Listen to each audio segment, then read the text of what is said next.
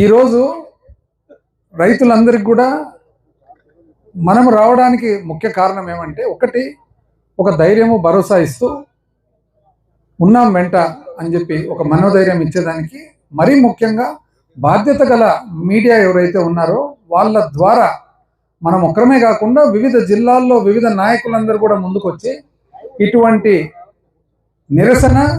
ఇటువంటి ఆవేదన, ఇటువంటి కన్సర్న్ ఏదైతే చూపిస్తామో అప్పుడన్నా కానీ వాళ్ళు పైన ప్రభుత్వం కళ్ళు తెరిచి ఏదో ఒక రూపంలో రైతులను ఆదుకుంటారనే ఒక ఆశతో ఈరోజు రావడం జరిగిందనమాట. ఇప్పుడు మామూలుగా మనం వచ్చి సందర్శించినాం అనుకోండి, ఒక తోటకు పోతాము, చూస్తాము, అరటిగెలలు చూస్తాము, రైతుతో మాట్లాడతాము, వస్తాము. కానీ కొన్ని కిలోమీటర్ల పాటు మీతో పాటు నడిస్తే ఒకటి అవగాహనతో పాటు ముఖ్యంగా మీడియా ద్వారా పైన ఎవరైతే విజయవాడలో కూర్చొని ఉన్నారో ప్రభుత్వము, కూటమి ప్రభుత్వం, వాళ్ళు కళ్ళు తెరిచి ఇటువంటి దారుణమైన పరిస్థితి ఉందని చెప్పి తెలుసుకుంటారనే ఒక ఆశతో ఇక్కడికి రావడం జరిగిందన్నమాట.